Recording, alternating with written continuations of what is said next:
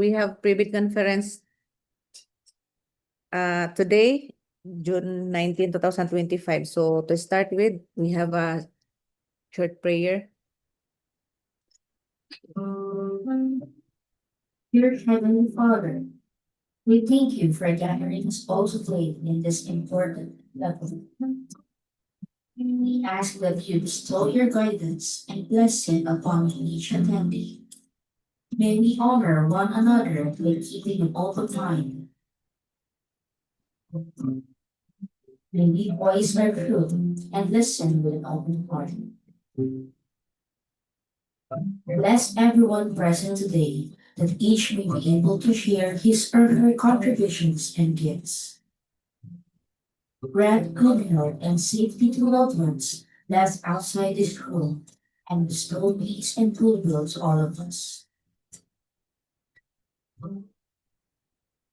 We ask for your wisdom and grace to use our talents for the betterment of others. May the various activities related to this day be a success through your intervention. With gratitude, we offer this prayer in your name. Amen.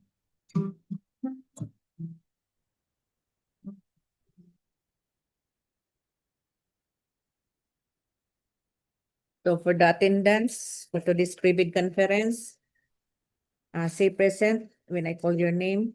So yours truly, the back chairperson, Rosalind R. Vasquez, back vice chairperson, Chanda Isaw,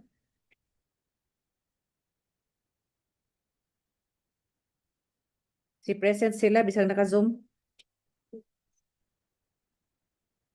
Ha?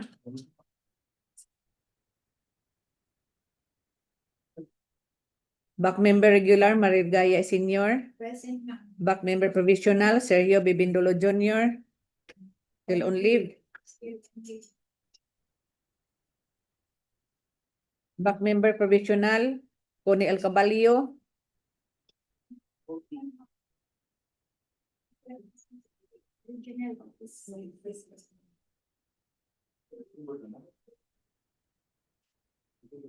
Silso Saison, back member provisional.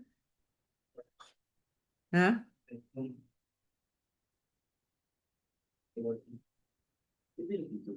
Head Bank Secretariat, Hana Caterinco. Back Secretariat members, Marilita Castro, Johnny Jess Peralta, Jonami C. Navarro. Na, Jonami? TWG Head, Nikki Aurelampagos. Members, Richilda Sinyagan, Kevin Joshua Tamanaha, Mizi Gabunya, Shanine Marabeles, Rolf Joseph Aligado, Gerald John Lim, Jimwell Mark Lada, Queen Marie Baho. Oh, kuan mo diri pero ma'am.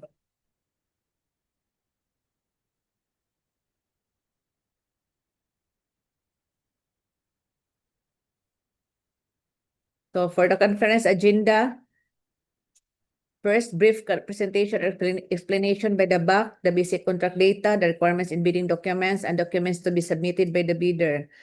Questions or comments from bidders and replies of the BAC, other matters, relevant department orders, and GPPB resolutions.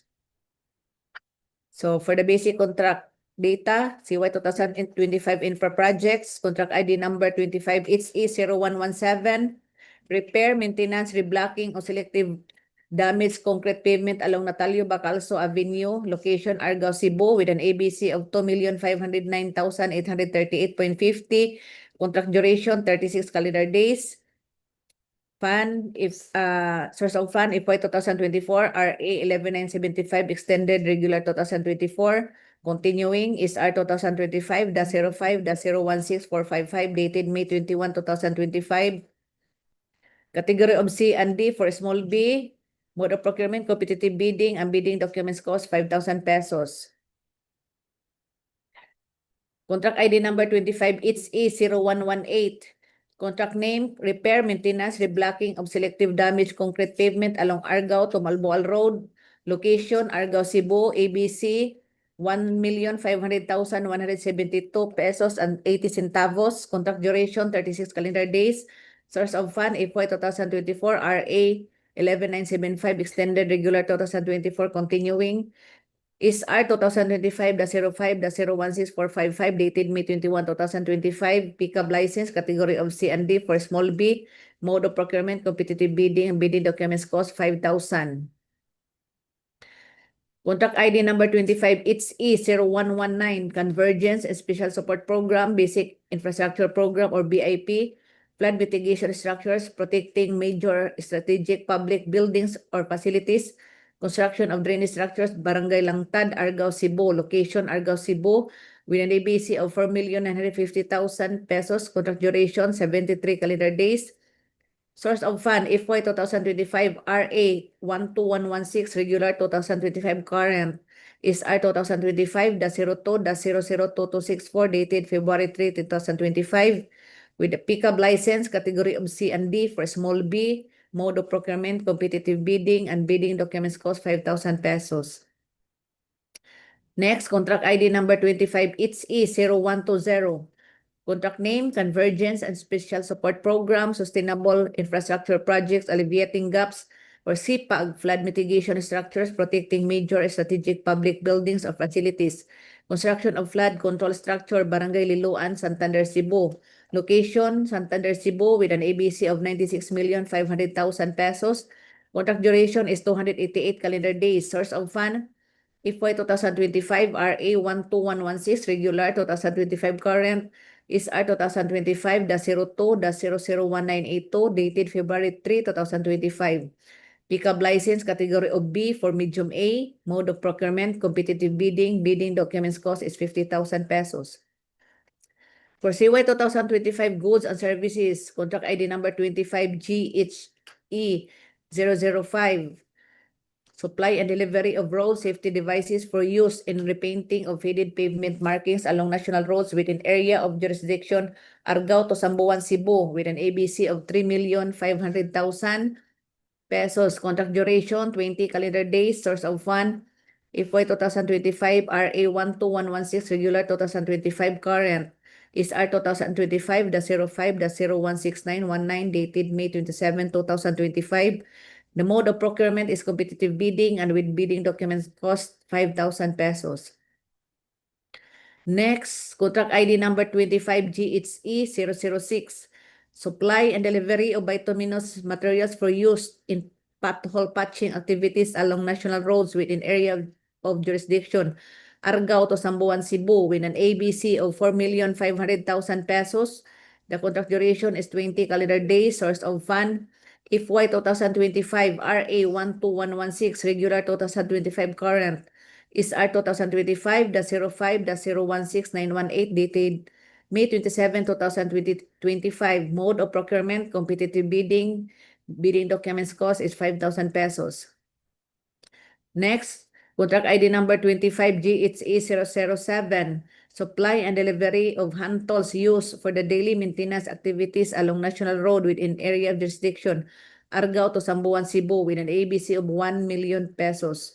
Contract duration 30 calendar days. Source of fund, FY 2025, RA 12116, regular 2025, current is R 2025-05-016920, dated May 27, 2025. Mode of procurement, competitive bidding, bidding documents cost is 1,000 pesos.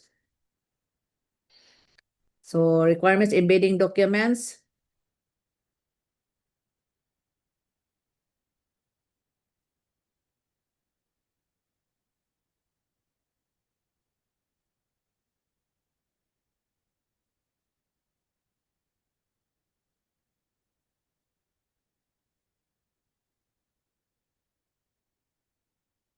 Na, 117. So for contract ID number 25, it's 0117, repair maintenance, reblocking of selective damage concrete pavement along Natalio, Bacalso Avenue.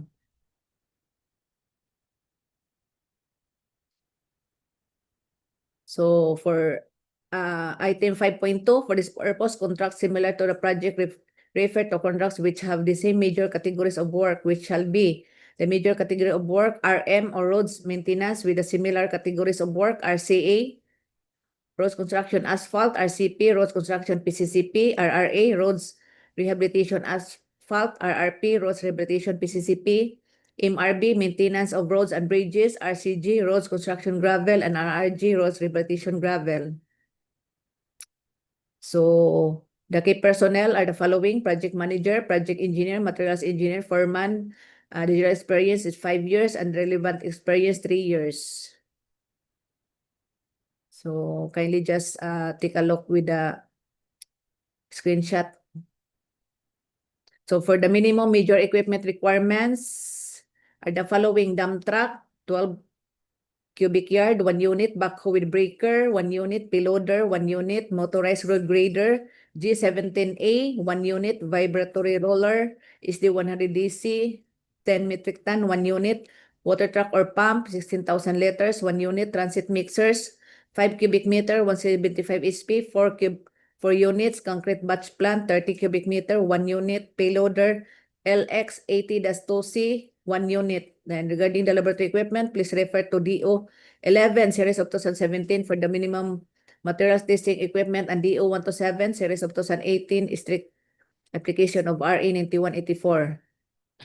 So for the bid security shall be in the form of a bid securing declaration or any of the following forms and amounts. The amount of not less than 50,196.77 or 2% of ABC if bid security is in cash, cashier's or manager's check, bank draft or guarantee or irrevocable letter of credit. The amount of not less than 125,491.93 or 5% of ABC if bid security is in surety bond. So the bid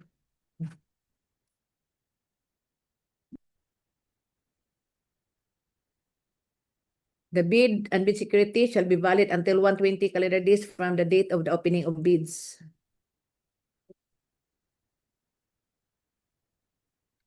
For the special condition of contracts, the intended completion date is 36 calendar days, including predetermined and workable days of 1 calendar day and 4 number of Sundays. So for the BOQ, just take a look with the screen.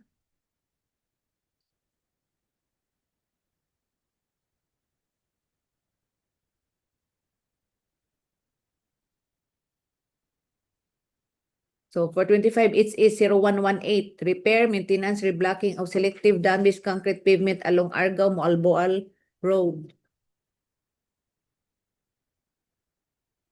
So for this purpose, contracts similar to the project refer to contracts which have the same major categories of work, which shall be major category of works, RM, roads maintenance. So the similar categories of works are CA, RCP, RRA, RRP, MRB, RCG, RRG. So also, the key personnel are the following: project manager, project engineer, materials engineer, and foreman with a general experience of 5 years and a relevant experience of 3 years.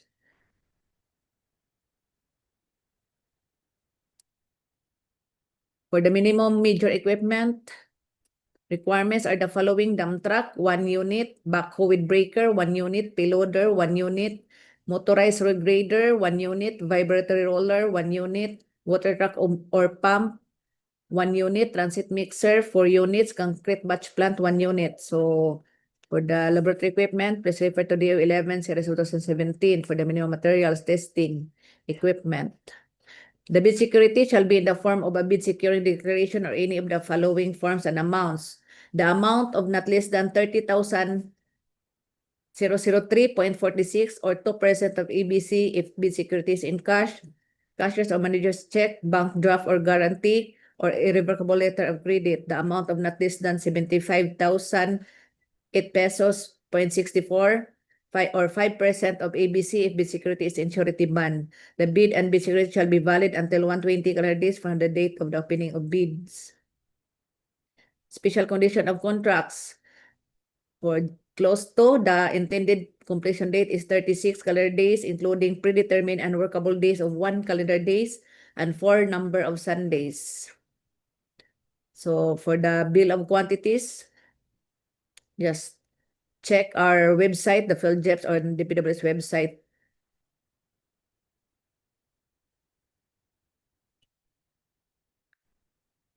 For 25, it's A0119, Convergence Special Support Program. Basic Infrastructure Program or BIP, flood mitigation structures protecting major or strategic public buildings, facilities, construction of drainage structure, Barangay Langtad, Argao, Cebu. So, for this purpose, contracts similar to the project refer to contracts which have the same major categories of works, which shall be major category of work, FC in flood control, construction, drainage, or open, close, and open conduits. Similar categories of works are CP, roads construction PCCP, RCA, roads construction asphalt, RRP, roads rehabilitation PCCP, RRA, roads rehabilitation asphalt, WSL2 and 3, water supply, level 2 and 3, construction, pipe water with communal private water point, FHN, flood control hydraulic drainage, FHD, flood control hydraulics dam, FHR, flood control hydraulics river control. So same with the other contracts, the key personnel, project manager, project engineer, materials engineer, foreman, with real experience of 5 years and relevant experience of 3 years.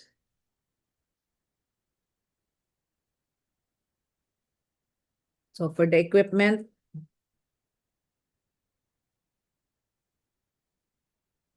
the minimum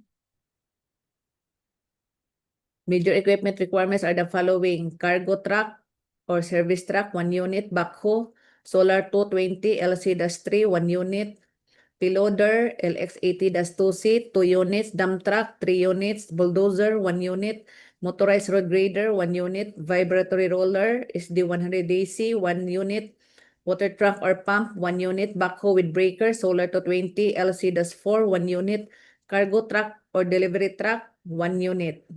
So, the equipment, DEO 11, series of 2017. So for 15.1, the bid security shall be in the form of a bid securing declaration or any of the following forms and amounts. The amount of not less than 99,000 or 2% of ABC if bid securities in cash, cashier's or manager's check, bank draft or guarantee or irrevocable letter of credit. The amount of not less than 247,500 pesos or 5% of ABC if bid securities in surety bond. The bid and bid security shall be valid until 120 calendar days from the date of the opening of bids. For the special conditions of contract, clause 2, the intended completion date is 73 calendar days, including predetermined unworkable days of 2 calendar days and 8 number of Sundays. So for the bill of quantities,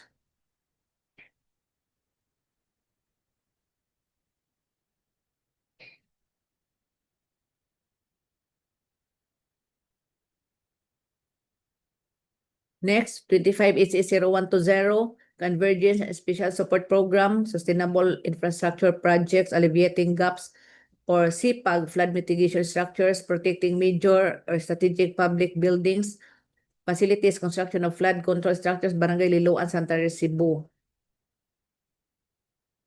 So for the major category of work, FCSPS or the flood control, construction, slope protection using structural measures such as revetment, retaining structures, wire net. For the similar categories of works, RCSPS, roads construction, slope protection using structural measures such as revetment, retaining structures, and wire net. FHR, flood control, hydraulics, river control, PHC, ports, harbors, causeway, FHD, flood control, hydraulics, dam. So same, the personnel, the project manager, project engineer, materials engineer, foreman, your experience of 5 years and relevant experience of 3 years.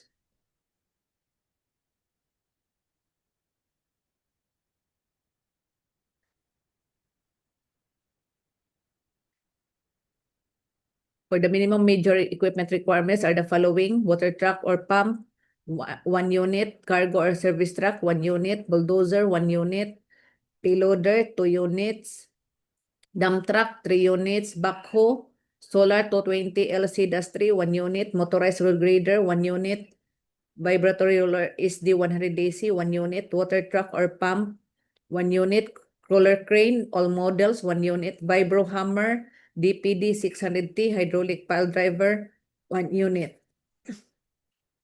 So for ito siya, materials, equipment, just refer to Laboratory equipment, just refer to DEO 11 series of 2017 for the minimum material testing equipment. So for clause 15.1, the bid security shall be in the form of a bid securing declaration or any of the following forms and amounts. The amount of not less than 1,930,000 or 2% of ABC if bid security is in cash, cashier's or manager's check, bank draft, guarantee, or a revocable letter of credit. The amount of not less than 4,825,000 or 5% of ABC if bid security is in surety bond. The bid and bid security shall be valid until 120 calendar days from the date of the opening of bids. For special conditions of contract, Clause 2, the intended completion date is 288 calendar days, including predetermined unworkable days of 9 calendar days and 36 number of Sundays. So for the BOQ, please check the screen or the DPWH website and fill JEPs.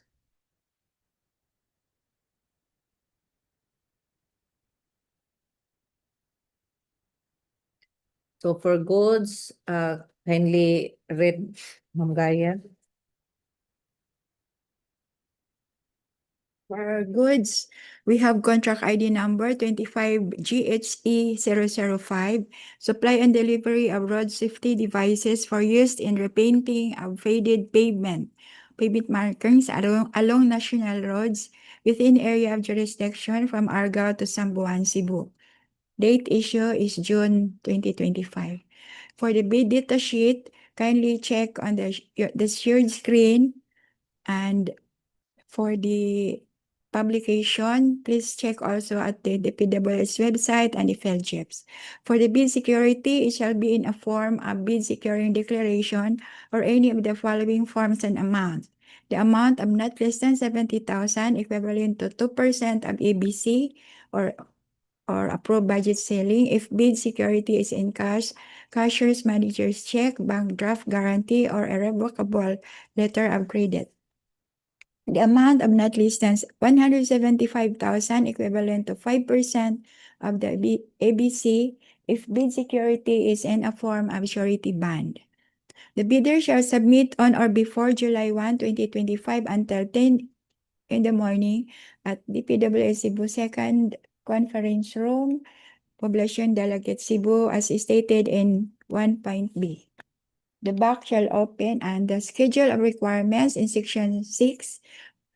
Kindly check on the shared screen for the description, item number, quantity, and unit for these goods to be bid at. For item number 1 is thermoplastic, and the rest until number 8. Item number 8 is the roller brush. We have the total amount for this page. For contract ID number 25GHE006 with project ID name supply and delivery of bituminous materials for use in pothole patching activities along national roads within area of jurisdiction from Argao to Samboan. Date issue is June 2025. For the bid data sheet, clause 2.1, the funding source is through fiscal year 2025 R8121116, regular 2025 current. Kindly check on your shared screen the content of this page.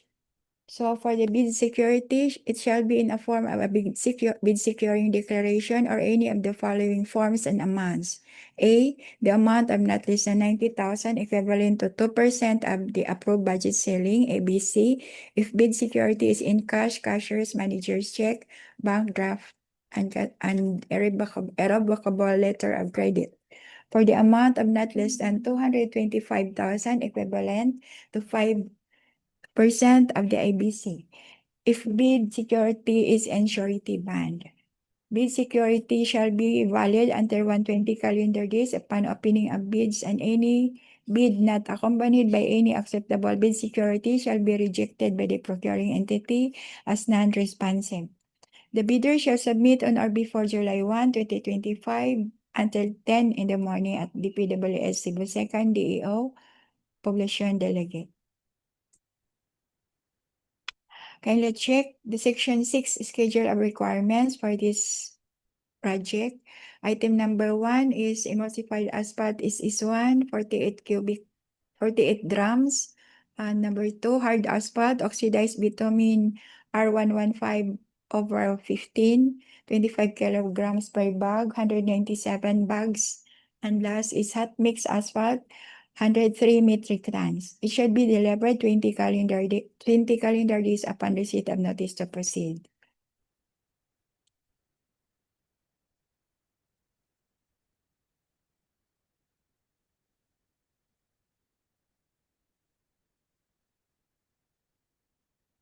Requirements in bidding documents. Yeah.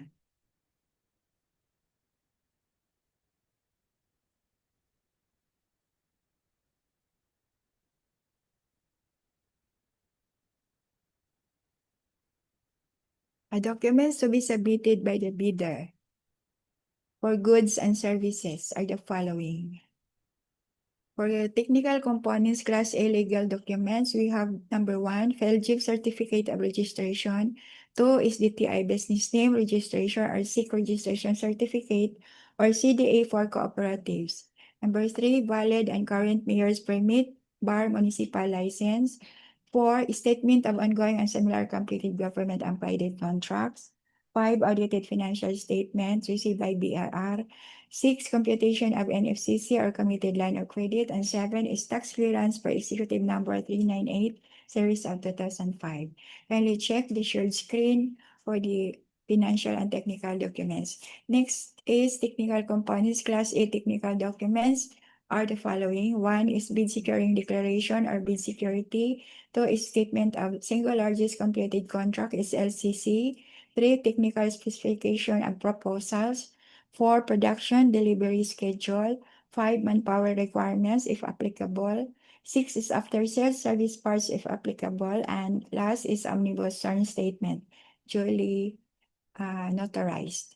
Technical components Class B documents, valid joint venture agreement in case the GV is already in existence. In the absence of a GVA, duly notarized statements from all the potential joint venture partners shall stating that they will enter into and abide by the provision of the joint venture agreement. In the instance that the bid is successful, shall be included in the bid and that the information therein is true and correct. The financial components are the following. 1 is the bid form, which includes bid prices. 2 is bill of quantities, which includes unit bids and price and total bid price per item. 3, recurring and maintenance cost if applicable. For infrastructure projects, technical components Class A legal documents are the following. Valid, number 1 is valid FELGIP registration certificate, open close, platinum membership, all pages in accordance with Section 8.5.2 of the Implementing Rules and Regulations, IRR.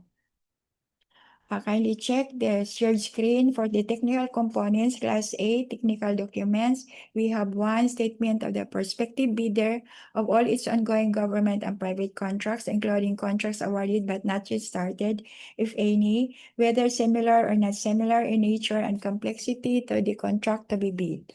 Second, statement of the bidder's single largest completed contract, SLCC, similar to the contract to be bid except under conditions provided under the rules. Number 3 is special pickup license in case of joint ventures and registration for the type and cost of the contract to be bid.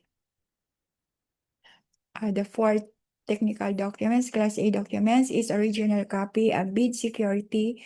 If in the form of surety bond, submit also a certification issued by the Insurance Commission or original copy of notarized bid securing declaration. 5 is the organizational chart for the contract to be bid. And 6 is the list of contractors' key personnel, example, project managers, project engineers, project materials engineers, and foremen to be assigned to the contract to be bid with their complete qualification and experience data. 7. List of contractors' major equipment units, which are on lease and on under purchase agreements supported by proof of ownership or certification of availability of equipment from the equipment lessor, vendor for the duration of the project as the case may be. Number 8, original duly signed omnibus sworn statement OSS and if applicable, original notarized secretary certificate in case of a corporation, partnership, or cooperative, or original special power of attorney of all members of the joint venture giving full power and authority to each officer to sign the OSS and do acts to represent the bidder. All documents that are shared that are seen in the share screen, kindly check for the technical components. Also, we have Class A financial documents, the prospective bidder's computation of net financial contracting capacity and FCC.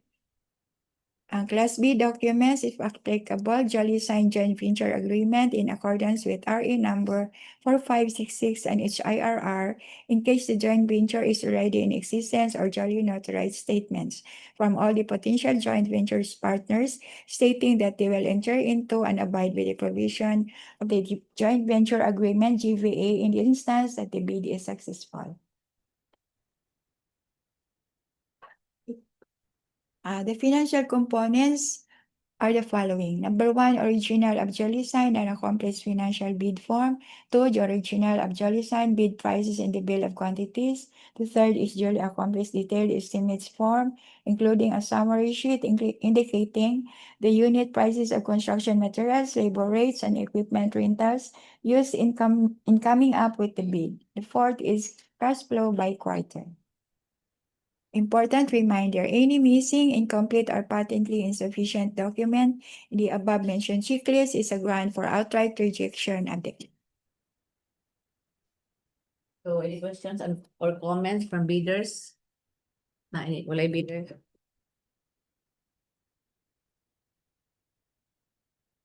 So for other matters,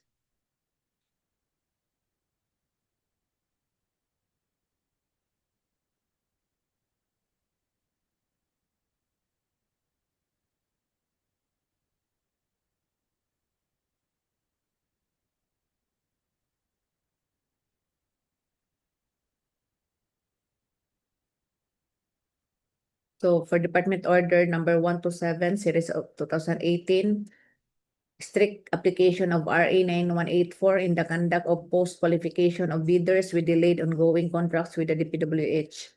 So all bids and awards committee, central, regional, and district are hereby directed to strictly apply, among others, during the conduct of post-qualification or award of contract, the following guidelines. During post-qualification, the BAC shall determine the bidder's compliance through verification and validation of the bidder's stated competence and experience, including the declared single largest completed contracts or SLCC similar to the contract being procured. Verification of competence and experience of the bidder's key personnel to be assigned to the contract as against the minimum requirements under the bid data sheet.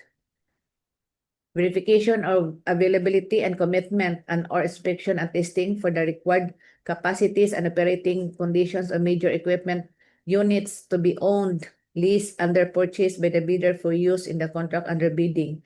Checking the performance of the bidder in its ongoing government and private contracts. If any of these ongoing contract shows a reported negative slippage of at least 15% in a single contract, a reported negative slippage of at least 10% in 2 or more contracts, failure of the contractor to commence repair works on ongoing contracts with 7 days and to complete them within 30 days after receipt of the procuring entity's notice of defects and deficiencies, or failure of the contractor to commence repair works on contracts with pending certificate of acceptance within 30 days and to complete the works within 90 days after receipt of the procuring entity's notice of defects and failures. Substandard quality of work as per contract plans and specifications, and satisfactory performance of the contractor's obligations as per contract terms and conditions at the time of inspection, liquidated damages currently imposed on the contractor. The results of the contractor's performance evaluation system or the CPES should also be considered by the concerned BAC in determining the responsiveness of the contractor's bid before any award of contract can take place as stated in item 12.5 Annex E of the 2016 revised IR of RA 9184. If the BAC verifies any of these deficiencies to be due to the contractor's fault or negligence, the agency shall disqualify the contractor from the award for the procurement of infrastructure projects. So just read the whole context of DEO 1 to 7. So for department order number 241 series of 2024. So this is the guidelines on the processing, approval, and reporting system of construction safety and health program or CSHP for DPWH infrastructure projects. So just read the shared screen.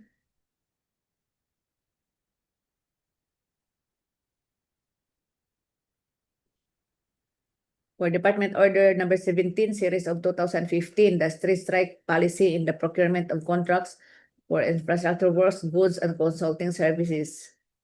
So also just read the shared screen for this DO.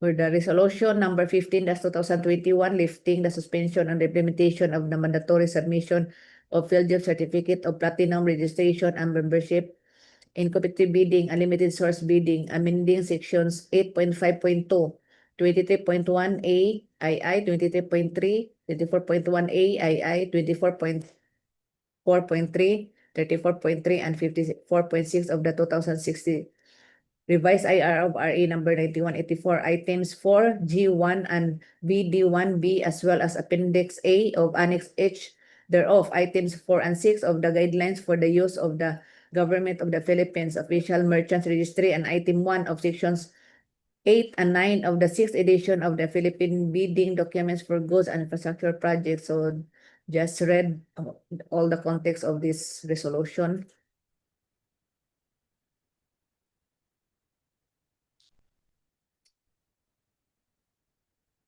Dana? Resolution 16, resolution number 6, GPPB resolution number 16-2020, approving the circular on the guidelines in the preparation of the simplified bidding, Philippine bidding documents for goods and infrastructure projects, and submission of the required forms for the procurement of goods, infrastructure projects, and consulting services with related amendments to the 2016 revised implementing rules and regulations of Republic Act number 9184. So also just read all the context of this GPPB resolution.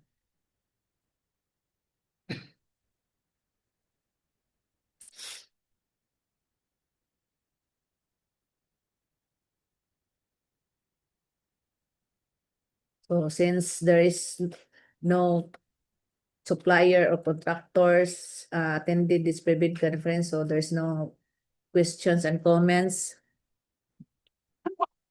Kita lang ituloy dahil. Asa naman ang agit mo uban?